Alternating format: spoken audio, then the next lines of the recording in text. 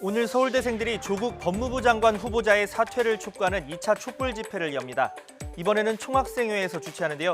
정치 구호를 외치면 심할 경우 퇴장 조치하고 또 철저한 학생증 검사까지 예고하고 있습니다. 이 배제된 그런 상태로 이제 좀 가져가려는 게 아닌가. 본인들 주장의 어떤 순수성, 진정성을 좀 높이는데 그게 더 도움이 된다 이런 생각을 하는 것 같습니다.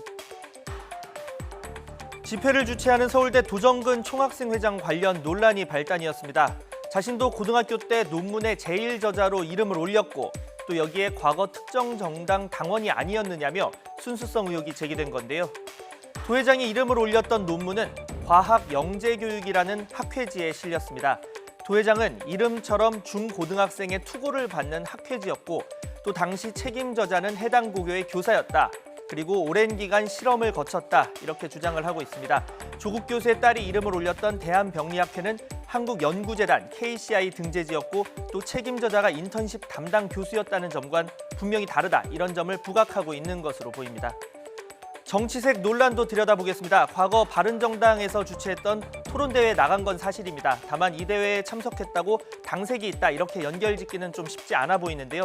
당시 이 대회는 입상하면 장학금과 함께 또 소속 의원실 인턴 채용 시 우대 이 정도만 명시가 돼 있었습니다.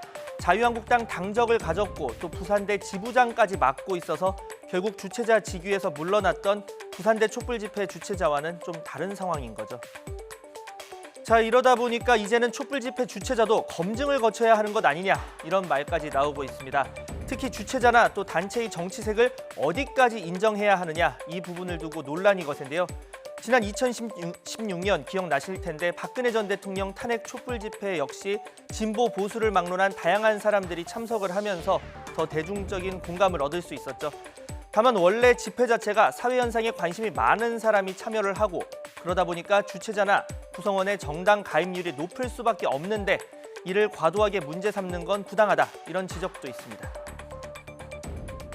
집회를 하는 사람에게 어떤 정당색이 있다는 것 자체가 민주주의 사회에서 문제가 되어야 하느냐.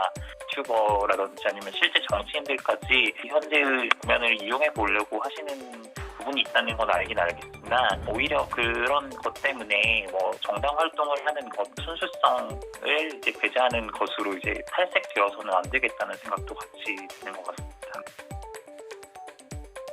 자, 앞서 언급한 박근혜 전 대통령 퇴진 촛불 집회도 초반에는 주도 세력이 진보 단체다 이런 이유만으로 정당한 주장조차 평해당하기 일쑤였습니다. 결국 당적 유무보다는 얼마나 객관적인 주장을 담고 있느냐 또 얼마나 많은 사람의 공감을 얻을 수 있을지가 관건일 텐데요.